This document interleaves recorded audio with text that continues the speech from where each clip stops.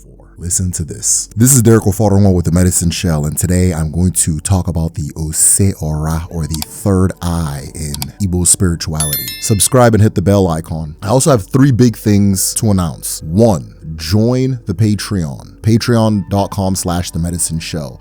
We've built a community of individuals that are learning and discussing Odinani Ndibo together. All members of this community have access to my full research library with over 300 books, articles, and documents that teach different topics on Igbo spirituality. We also have 2 courses that we teach. One is our traditional medicine class. If you are interested in opening your Ose Ora, or third eye, this is one of the topics or steps that are taught in the traditional medicine class, or the Ogun class, at www.kedu.me, and all patrons at the highest level get this class for free. It is taught by a practicing Dibia based at home, who will teach you in an apprenticeship if you believe this is your calling. Class number 2 is our Igbo language class. If you have made a promise to yourself to learn the Igbo language this year or 2025, join at www.kedu.me. Kedu teaches the Igbo language as the Igbo language. We do not mimic an English language program, and this is the most effective method of learning Igbo you can imagine in the world. This is proven. I'll put anything on this fact. Anyone that wants to challenge me, go ahead and comment and we will go proof for proof. We have classes for children and coaching even for infants. So if you have a child, an infant, or you want to reclaim your ancestral language, join at www.kedu.me. And with that being said, let's begin. We're in the universe. The universe is a part of everything that we do. It's so crazy for us to think, like, as individuals, everything comes from us. Your ideas, everything that you get is coming from a library of existence. Nothing is new under the sun. In fact, the sun that you look up at every day is one of trillions upon trillions upon trillions of other stars.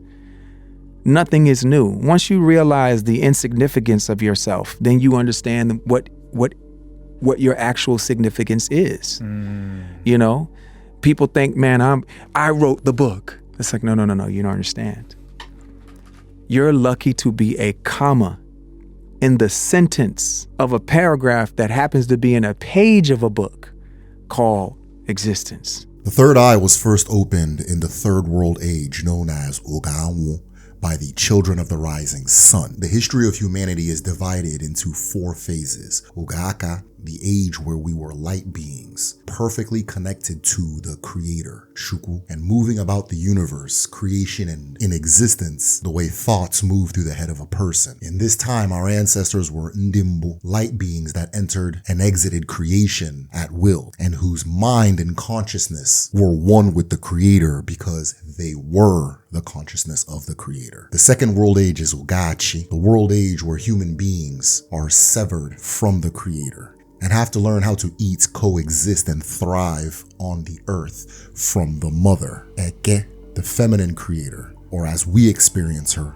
Allah, the earth, who is both the daughter and reincarnation of Eke, God the Mother, or the universe herself. In this world age, our ancestors were known as Ndiegede, the cosmic listeners, or those who had to apply intellect. And pay attention to that particular part, intellect. Those who had to apply intellect to survive and thrive. It is in this world age that our ancestors built the foundation of what we now refer to as Odinani Ndibo, Igbo cosmology. And once we were able to connect to the divine mother, Allah, by way of intellect, again, pay attention to that part, I'll elaborate. A chosen few among us were able to reopen that connection to God the Father. And once this connection was made, the third eye was opened for humanity. And this brought us into the age of Oganwu, the third world age. Now, if you're interested in more on the world ages, I've made a video called The 4 World Ages Explained, where I go into detail. But we're going to focus on Oganwu, the age of the rising sun, and the age where human consciousness hit a peak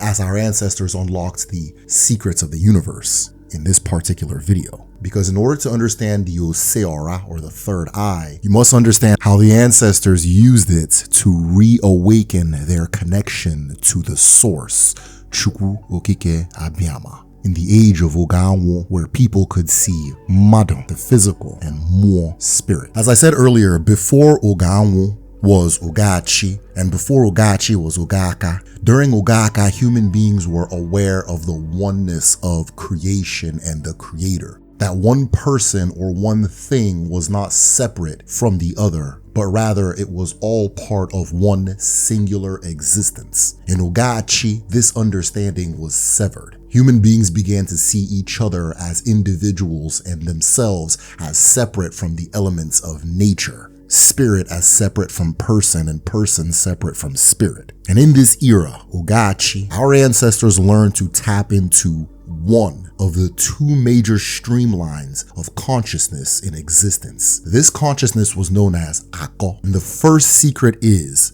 the third eye is a space where a type of consciousness reaches. It itself is not a consciousness. Let me explain. All of existence shares the exact same consciousness. My consciousness is no different from the consciousness of the people around me, as well as the elements around me, known as the Abara, the divine forces of nature. This singular being that is all of creation and beyond is Chi Na Eke. Chi, the source, the unmanifest creator that brings forth creation, and creation, its manifest expression, the universe and what made the universe, all and the source of all. This being comes with a double consciousness. The unmanifest creator, understood by the ancestors as Chukwu Okike Abiyama, God the Father, sends into the universe a consciousness and awareness known as Uche, and Ekekeruwa, or Nechukwu, also known as Uwa,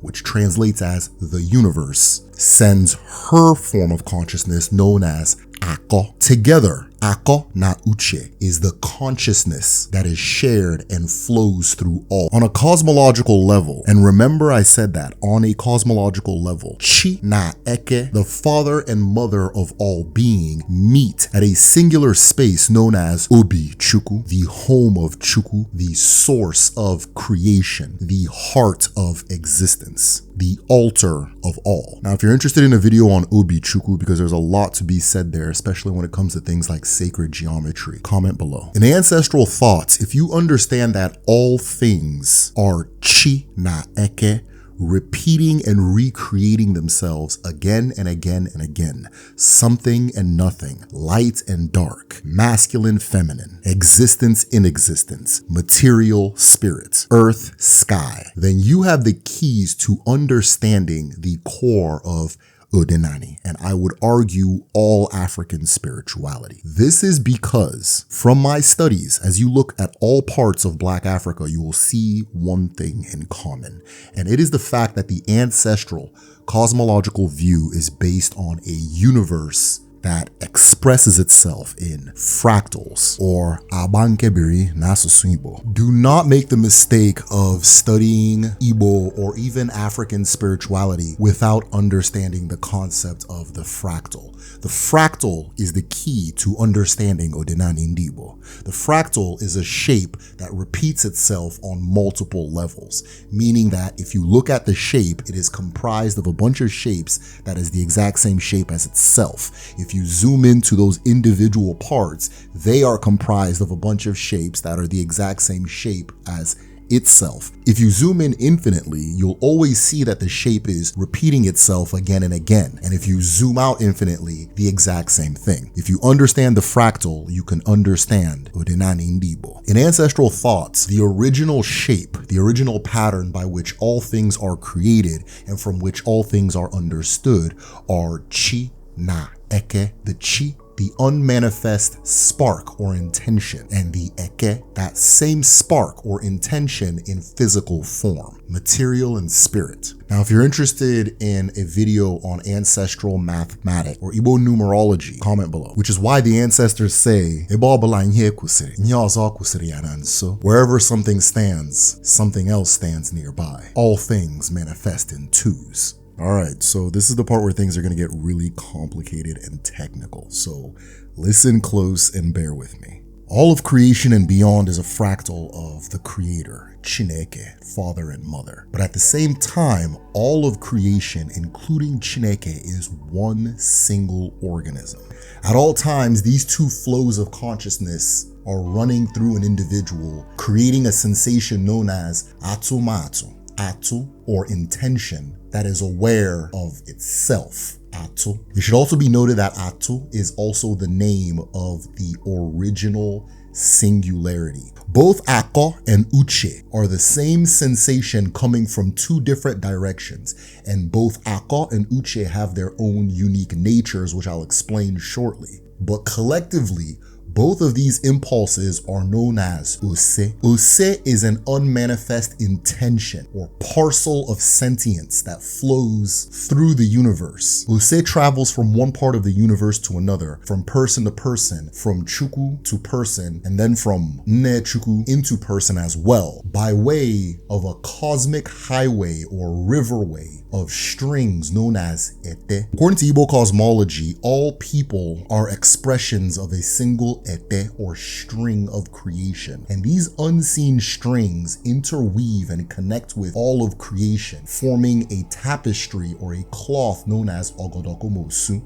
another name for the manifest and unmanifest universe. These strings, like an umbilical cord, also connect us to the Divine Mother, Eke Ne Chukwu, as well as the Divine Father, Chukwu Okike Abiam. The same way your nerves and your blood vessels connect the whole of your body. Now, it should be noted that your nerves and your blood vessels are fractal expressions of these strings known as Ete.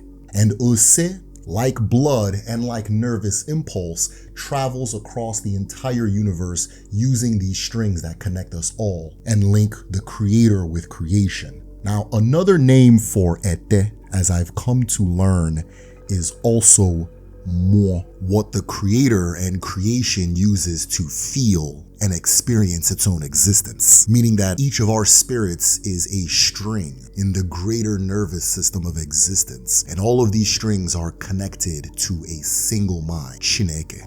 Now, Ete is key to understanding your destiny, your nature. It is also tied to your market day, Eke Uri Afo Nkwo, as all people have a market day that they came into creation with, and it signifies a lot about their purpose and person. So if you want a video on Ete, ETE, go ahead and comment below. But what does Ete and Ako and Uche have to do with the third eye? Earlier, I had said that in order to understand the third eye in Igbo cosmology, you have to understand Ete, Ako, and Uche. But for this next segment, I'm going to zoom in on Ako and Uche. What is the difference between Ako and Uche? And ultimately, how do they explain the third eye, or how to awaken the third eye? Listen to this. Ako is sentience from the feminine element of creation, or sentience from the mother, Eke Ne Chukwu, who died in the beginning of time and was reborn or reincarnated as Allah, the earth. Therefore, Ako is earth wisdom, or worldly knowledge, often translated as intellect, the sentience that our ancestors used to figure out how to survive and thrive in the world, and continue to use till this day to advance. This was also the form of wisdom that was revealed to our original ancestors, Ndimbu, who were light beings, by Umuoshi, a race of dwarf-like people who gave the world their intellectual or sentient connection with Earth. And from there, what we call the scientific as well as the sacred arts that human beings use to exist in creation. Ako rises from the ground up. Now, it is my own personal theory that when individuals speak about the rising of the Kundalini energy, that we are specifically referring to Ako flowing from the bottom chakra or the root chakra into the crown chakra or the third eye, which I will explain how that is understood in Odinani shortly. But Ako rises from the ground up, and this energy is feminine. Its sensation, as well as how it is represented, is serpentine or python or snake-like, as the python is a fractal representation of Ako. And it is my own theory that when you read the book of Genesis in the Bible, the snake that comes with the wisdom of the world is Ako, and that what is being described is an astral experience rather than an actual visitation by a snake. There are 9 ways Ako is represented in Igbo culture, but you'll see these representations in other cultures as well because it seems to be universal, since the sensation of receiving Ako is universally the same for all human beings. Ako is represented in these 9 ways. 1. The python. 2. The rope. 3. The herb, most specifically the sacred herb or the psychedelic herb. 4. The Owago, an Igbo cultural hat that points downwards, which historically has had many versions, but all having the fact that the tip points towards the ground in common. 5. Sacred trees as well as sacred fruit. And if you again go back to the example of the book of Genesis, you see the python that arrives and tells the woman, the feminine, to eat from the sacred tree. All 3 representations of feminine wisdom, earthly wisdom, intellect, awareness in the manifest or material world. Next way Ako is represented is through the mushroom. After the mushroom is the pyramid, the mound, or the cone. And then finally, in Igbo culture, the anthill, and most specifically, the termite hill. And you will find in Igbo culture, many rituals will involve these elements to communicate the presence, idea, or fractal manifestations of Ako, or the feminine power. Now, there are many more representations for Ako, but these are the common ones that I wanted to isolate for this particular video. In Igbo cosmology, an individual's moi, or spirit, has multiple layers. In my video on the different layers of moi, I identified about 7 to 8. It is important to note that when Ako lands in a human being, it enters the 4th layer of moi. This 4th layer allows for completion in the manifest world, or sentience placed upon the physical vessel, which then makes it a living being. In Igbo cosmology, the Abara, or the spirit that is manifest Ako itself, is Ako Binago, also known as Aro Binago, the Ako which lives within Agu.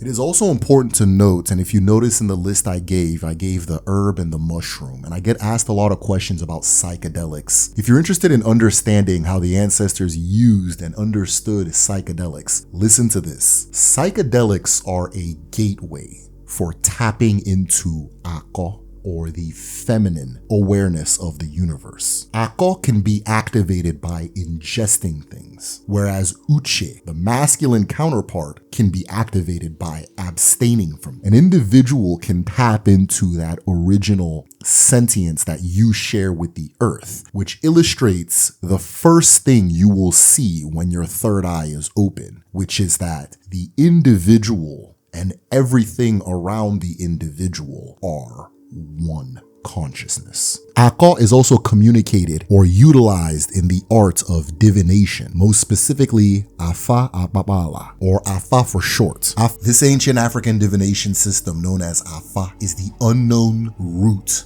of binary code, also humanity's first supercomputer. Listen to this. Afa is an Igbo form of divination that uses 4 strings with 4 binary nodes that either communicate Ako, darkness or something, or Ubi, light or nothing. By using Aku and Ubi, each string of Afa can produce one of 16 words, and each casting of all 4 strings will produce 4 words that in combination will give you a specific statement directly from the mind of creation, or Arubinago. Afa uses the ancient language of Umuoshi, the dwarf-like people who introduced humanity to Ako, worldly wisdom, and is one of the last remaining testaments of their ancient lost sacred language system. Now, if you want a video on Afa divination, comment below. Now, I'm going to tell you guys something that some of you guys might be able to connect or relate to. If you grew up watching Dragon Ball Z, which I think this is like my 5th Dragon Ball Z reference on this channel, right? So the concept of Dragon Ball Z is that you have these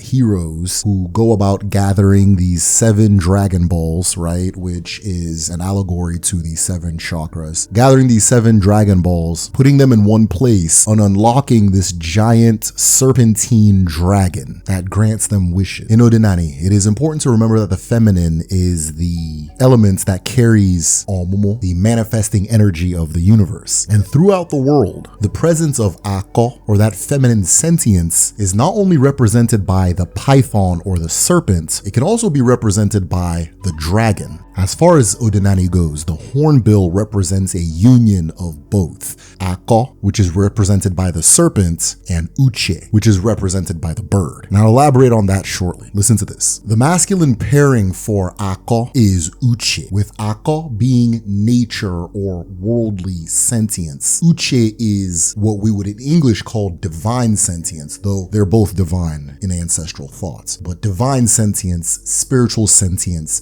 a message that is sent directly from the creator, the father, directly to the person. Uche is also known as Abia, which is paired with the name for God the Father in Odinani, Chukwu Okike Abiyama. In the four world ages of Igbo cosmology, Ako was unlocked in the second world age. And in the third world age, something special happened. The mastery of Ako and worldly wisdom had reached a point where certain individuals began to be born. These people were born with a connection that had been lost for millennia. This was a connection to the sentience or the mind of the father, known as Uche or Abia. And these people were known as Omo Anwu, the children of the rising sun. Through connection to Anyanwu, the Abara, that is the direct source of Uche into the manifest world, or the sun in English, solar wisdom was unlocked. This sentience coming directly from the sun to the human being and to the manifest world allowed for a flourishing of human culture, a direct connection to spirit that was as clear as the connection between two people, and a full 360-degree awareness of all that is, was, and will be. This gave birth to the third world age, the age of Omo Anwu, the children of the rising sun, known as Oganwu. And in this age, led by Anyanwu, human beings reached a level of spiritual wisdom that today we are yet to match, because upon seeing the world age that we are currently in, many of the Omo Anwu chose to die with their wisdom, knowing that the people who will precede them will use it to destroy each other. Now, if you want a video on Oganwu, I have a lot of theories that connect to some things you guys might be familiar with, and you guys tend to ask me about, and I tend to avoid answering, but I'm ready to talk about it. Go ahead and comment below. Now, Anyanwu is the Abara most connected to Oganwu, but there is an Abara that lives or comes from Anyanwu that is more closely related to this age. This Abara is very literally known as Abara, and hence completing Anyanwu's full name, Anyanwu na Abaraya, or the sun and its spirit. The spirit of the sun is also known as Abia, and the spirit of the sun is the human being's closest physical connection to understanding the chi. Because in this fractal-based worldview, the chi is a fractal manifestation of the sun a fractal manifestation of Chukwu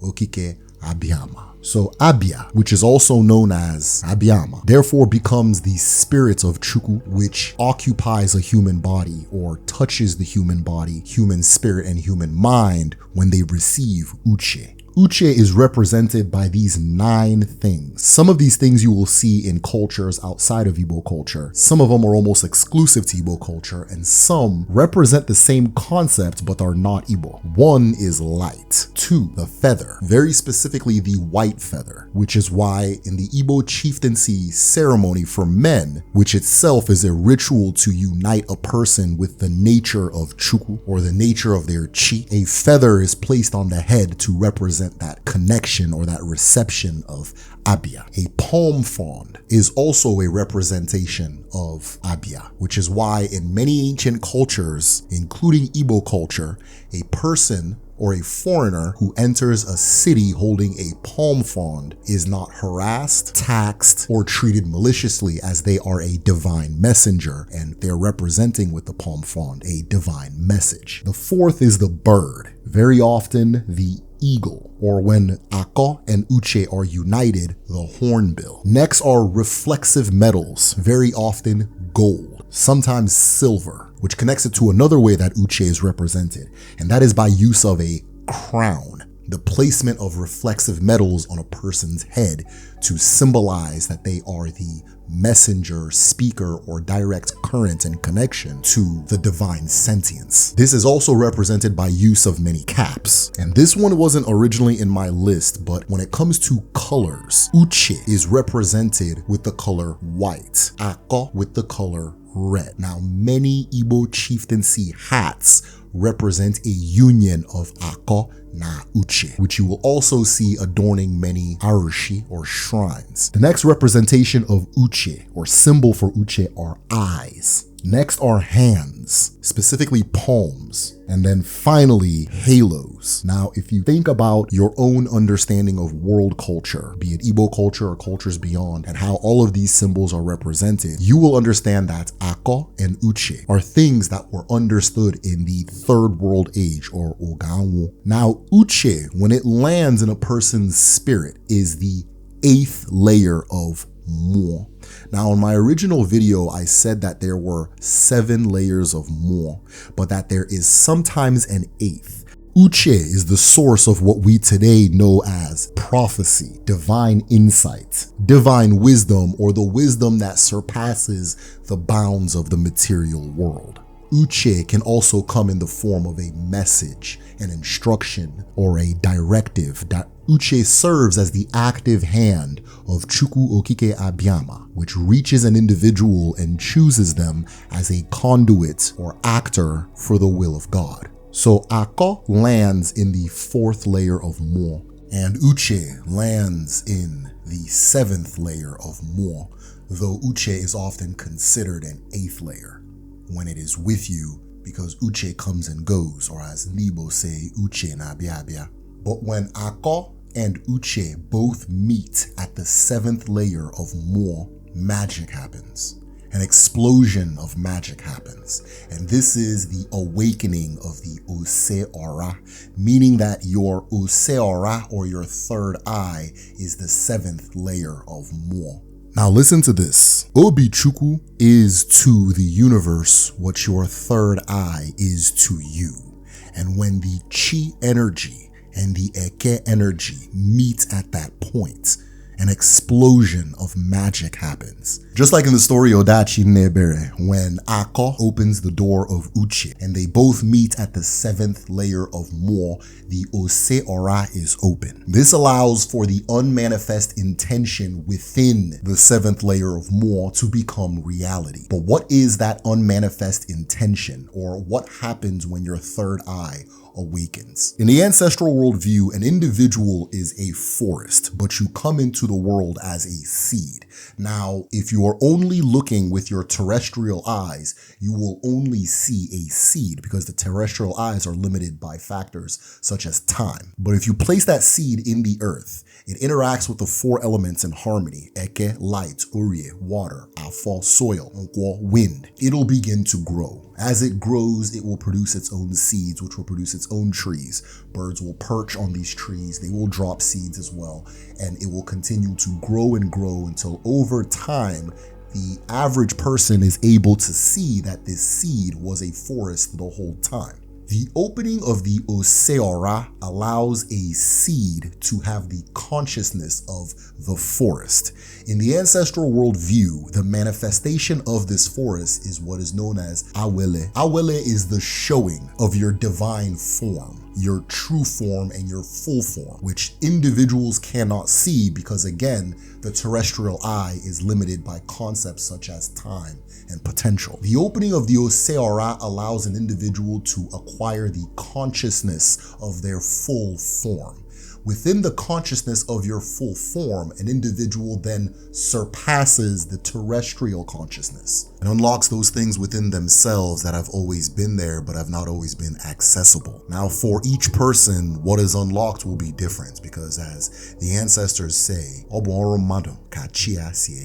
it is according to one's work in the world that their chi created them. But throughout history, and even from my own experience, there are 3 things that you tend to see if you have a third eye opening moment. The first is that all is one. Second, that time and space are an illusion. And third is inner peace. And the relationship with Chineke as far as opening the Ose Ora, or the third eye, is because understanding these concepts is key to opening the third eye. But beyond understanding these concepts, or third eye, here are 9 ways an individual can open their third eye. 1 is to keep your pathways clear. Between you and the earth, and between you and your creator, are your maternal and paternal, female and male ancestors. You are an expression of a string that connects all the way back to your source, and that string is made up of the spirit of your ancestors, as well as that of your own, which are one. Maintain a relationship with your ancestors by regularly greeting them, inviting them into your life, acknowledging them, and moving about the world with the full understanding that they are with you and they are you. Blockages between you and your ancestors will also cause blockages between you and your reception of divine wisdom. 2 is to keep your hands clean. Uche specifically, or abia, only lands on clean, firm hands. Keeping your hands clean, literally as well as figuratively, by living a moral life and what you feel within is correct. Part of keeping your hands clean is also holding the akankumoto, or the firm hand, a hand that is capable of receiving. At all times, you are receiving from your creator. The more you are able to show that you are able to carry what you receive, the more you will receive in due time. So keeping a clean hand is also being dutiful, responsible, self-assured, and capable. 3 is meditation. And I will add meditation, prayer, and all other forms of returning to your source, communicating with your source, and having full faith in your source. Prayer and meditation strengthen the relationship with source, and the stronger your relationship with your source, the more open the communication between you and that which brought you into the world. Number 4 is ritual death. Acknowledging who you came into this world to be, shedding all contrary previous identities, and fully embracing it by way of a ritual that assures your creator that you are starting anew and you are ready to receive. In Odinani, this is done by way of title taking. In many Abrahamic faiths, this is done by way of baptism. In a lot of Eastern faiths, this is done by way of isolation and fasting. And with all 3 of the named worldviews sharing overlapping ideas of how to achieve this ritual death, or this renewal and reemergence of the true self. The shedding of a false identity to make way for the true identity also makes way for a true connection. Number 5 is isolation. Extreme isolation for long periods of time, especially an isolation that takes you away from your comfort or what you understand to be your regular life, allows for a silencing of your connection with spirit so that you can hear your original voice once again. Number 7 is ritual. This can come in the form of chanting, movement, or the constant repetition of an action which invites Akona Uche to reach you. And number 8, which is the most effective and well proven over the history of time, over the history of the human race, is need. At all times, each of us is receiving enough Ako and Uche to meet the immediate needs we have committed our heart and spirit to. As you scale up what you need from your chi, or from your chi and your source will scale up what you receive. When you begin making your needs the things you previously labeled as impossible, what you receive from your source will also scale up to the point where you can only call it magic. Set bigger goals, tackle bigger challenges, seek to do the extraordinary, and your extraordinary powers will follow you. And that's it. This is Derek O'Foddermore with The Medicine Show. Thank you.